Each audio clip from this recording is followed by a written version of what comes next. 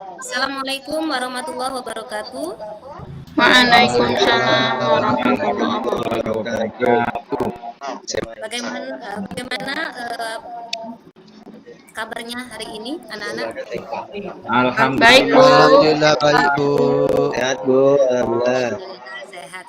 Sebelum kita mulai pelajaran, mari kita berdoa. Tolong dipimpin doa ketua kelasnya. Mas Jum bisa tolong pimpin doa? Oh siap ya.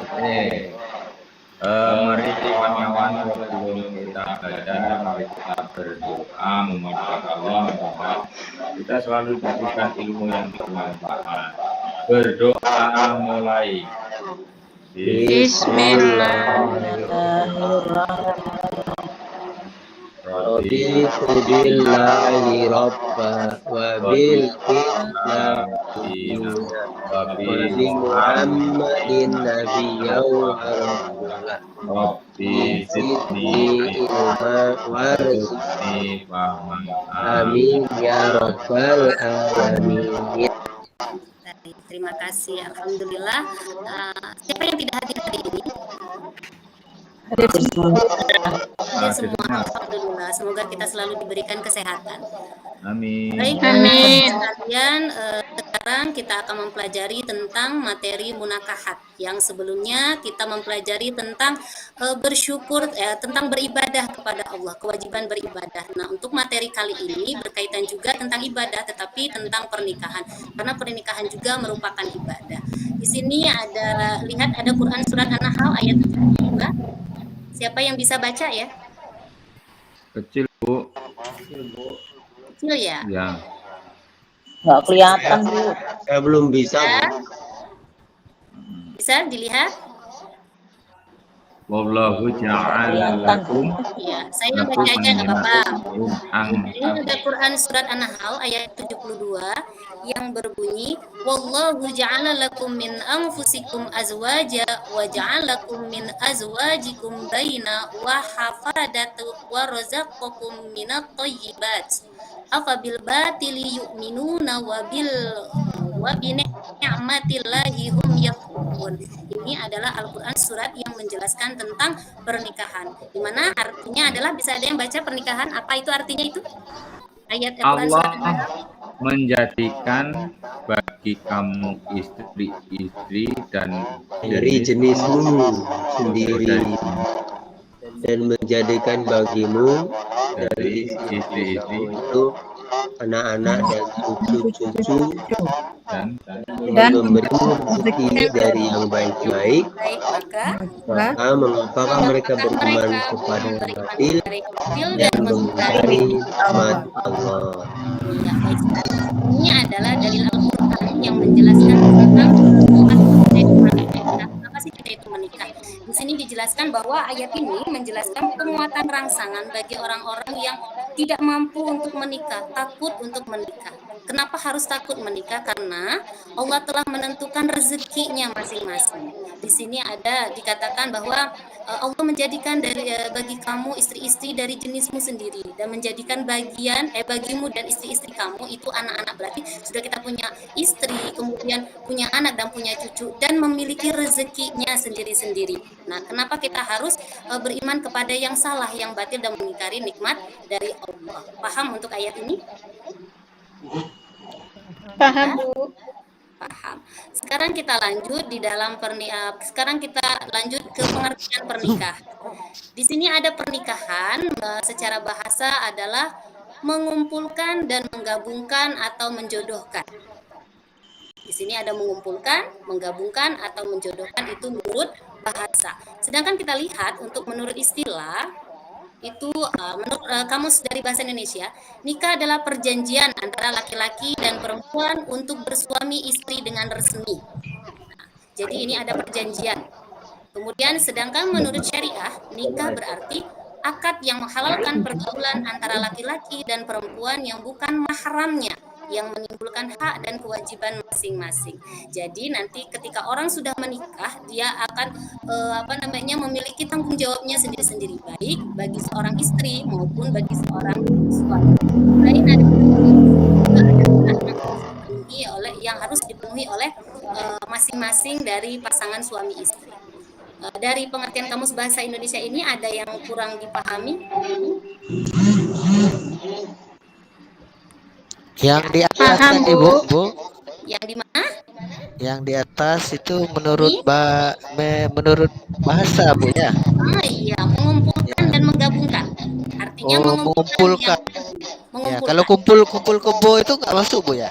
Nggak boleh, itu tidak boleh. Ini Oh, mengumpulkan satu laki-laki dan perempuan yang bukan muhrim, dia jadikan menjadi muhrimnya. Nah, kalau iya, kumpul iya, kebo lain lagi dia. iya, iya. Nanti banjir. Kayak gitu ya. Kita lanjut untuk yang tujuannya. Nah, di dalam pernikahan ini ada beberapa tujuan pernikahan. Di antaranya yang pertama untuk memenuhi tuntutan naluri manusia yang asasi. Kemudian mendapatkan ketenangan hidup. Kalau orang yang sudah menikah, insya Allah dia akan hidupnya menjadi tenang, tentram. Kemudian untuk membentengi akhlak. Apa itu membentengi akhlak? Dia akan menjaga dirinya dan bisa menjaga pandangannya. Kemudian untuk menikah adalah ibadah kepada Allah Subhanahu wa taala. Karena menikah merupakan ibadah. Nah, jadi segala sesuatu apapun yang dilakukan dalam pernikahan kita merupakan ibadah. Yang tadinya senyum kepada bukan muhrim adalah zina, sekarang senyum kepada pasangan merupakan ibadah juga. Kemudian untuk mendapatkan keturunan yang saleh. Nah, dengan kita melakukan pernikahan yang sah, insya Allah anak keturunan kita akan menjadi anak yang baik-baik. Kemudian untuk menegakkan rumah tangga yang islami. Selain dari tujuan menikah, kita ada hukum pernikahan. Nah, ini yang jangan sampai terbalik. Hukum pernikahan di sini ada 5 macam hukum pernikahan. Jadi di mana kita tahu hukum pernikahan itu bisa wajib, sunnah, mubah, haram, atau makruh. Nah, kita akan membahasnya. Yang pertama, wajib. Bagi orang yang tak mampu baik fisik, mental, ekonomi, serta mempunyai keinginan untuk menikah. Dan jika tidak menikah, maka dikhawatirkan akan jatuh pada perbuatan maksiat. Artinya, orang di sini dia sudah mampu, fisiknya ada, bisa, mentalnya sudah cukup, ekonomi secara finansialnya dia punya, kemudian dia memiliki hasrat atau nafsu untuk menikah. Jika dia tidak menikah, maka dia akan berbuat zina. Maka hukum pernikahan bagi orang tersebut adalah wajib. Kemudian yang kedua itu sunnah. Di mana dia posisi sunnah bagi orang yang punya keinginan untuk menikah namun tidak dikhawatirkan dirinya akan jatuh pada perbuatan maksiat. Artinya orang ini dia sudah punya ingin untuk menikah, tetapi dia tidak punya hasrat untuk berbuat maksiat, jadi tidak akan jatuh kepada perbuatan maksiat, maka dia boleh menikah, dia boleh tidak. Kemudian ada yang ketiga, itu mubah. Bagi yang mampu dan aman dari fitnah, tetapi tidak memiliki syahwat sama sekali. Artinya orang ini tidak memiliki nafsu begitu besar sama sekali. Jadi boleh dia menikah, boleh juga dia tidak. Nah, kemudian yang terakhir, yang selanjutnya itu adalah haram. Nah, bagaimana dia kok bisa posisinya menjadi haram pernikahan tersebut? Tentunya bagi orang yang yakin bahwa dirinya tidak akan mampu melaksanakan kewajiban-kewajiban pernikahan. Tentunya kita tahu dalam melaksanakan pernikahan ada kewajiban-kewajiban yang harus kita penuhi. Baik kewajiban memenuhi lahir maupun memenuhi batin. Kemudian yang terakhir itu ada makruh. Di mana makruh bagi seseorang yang mampu menikah tetapi dia khawatir akan menyakiti hati wanita yang akan dinikahinya. Artinya di sini seseorang dia sudah mampu menikah tetapi mungkin dia memiliki sesuatu kelainan atau adanya penyakit yang bisa menyakiti hati dari wanita yang dinikahinya. Jadi makruh hukum bagi dia untuk menikah. Itulah hukum pernikahan ada 5 macam. Paham? Paham, Bu. Paham, Bu. Kita lanjut ke yang mahram. Nah, ini jangan sampai salah. Ini mahram. Ada orang-orang yang tidak boleh kita nikahi. Nah, di sini ada terbagi menjadi 2 macam. Ada mahram mu'abbad dan ada mahram ghairul mu'abbad. Nah, untuk mahram mu'abbad adalah wanita diharamkan untuk dinikahi selama-lamanya. Maksudnya sampai kapanpun dia tidak boleh dinikahi. Siapa saja mereka? Ada keturunan, baik kakak, adik. Kemudian satu susuan, walaupun dia tidak satu kandung, tetapi dia satu susuan, dia termasuk haram untuk dinikahi. Kemudian ada mertua perempuan, kemudian ada anak tiri jika ibunya sudah dicampuri oleh ayahnya maksudnya. Kemudian ada bekas menantu perempuan dan bekas ibu tiri. Nah, itu termasuk dari mahram muakkad atau wanita yang dinikahi selama-lamanya. Nah, yang kedua ada mahram ghairul mu'abbad, adalah mahram sebab perhimpunan dua perempuan yang berstatus bersaudara. Misalnya bersaudara, baik bersaudara kandung maupun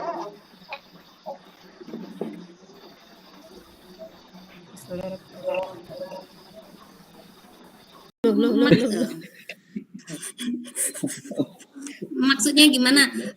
Batas wanita Umur atau berapa batasnya? Umur berapa, Bu? Iya, kalau wanita dia menikah kalau dia sudah udah balik. Nah, dia sudah balik dia boleh menikah. Kalau laki-laki juga ya, dia sudah udah dewasa dia boleh menikah. Berarti udah habis ngelakoni udah pernah udah mengalami banjir ya Bu ya? Udah boleh Bu ya? Ya, udah mimpi basah udah selesai. Kalau dia belum mimpi basah, berarti dia belum selesai. Banjir terus tuh. Ah, ya. Kemudian ya. Asik, aku tak Iya, amat sekolah iya, SMA nikah. bisa dibedakan antara hukum-hukum pernikahan tadi yang sudah saya jelaskan? Ya Bu, udah jelas Bu. Insyaallah jelas, Bu. Insyaallah jelas, Bu. Bu, jelas. Kalau sudah jelas, nanti ada tugas minggu depan akan kita lanjutkan tentang hikmah dari pernikahan. Jadi minggu depan dicari Baik, Bu. materinya, nanti akan kita bahas untuk pertemuan selanjutnya. Untuk menutup pelajaran kita hari ini, mari kita pimpin doa. Tolong dipimpin Zul Fajri, tolong pimpin doanya boleh?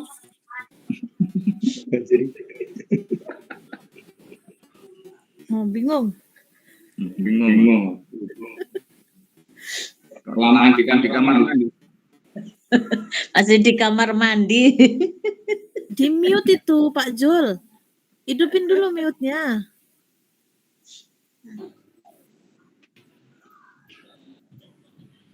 Baik, marilah kawan-kawan sebelum kita mengakhiri pelajaran kita pada hari ini, marilah kita bersama-sama berdoa. Semoga kita berkahi oleh Allah Subhanahu wa taala. Amin. Bismillahirrahmanirrahim. Wal asri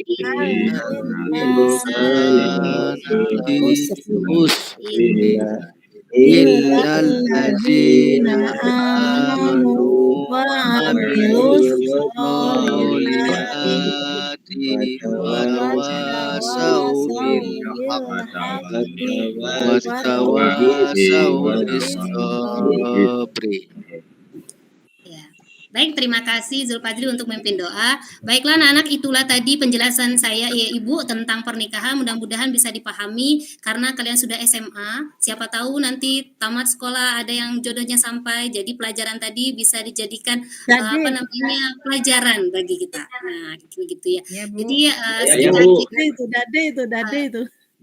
kita akhiri pertemuan kita hari ini dengan mengucapkan lafaz hamdalah. Alhamdulillahirrahmanirrahim. Wassalamualaikum warahmatullahi wabarakatuh.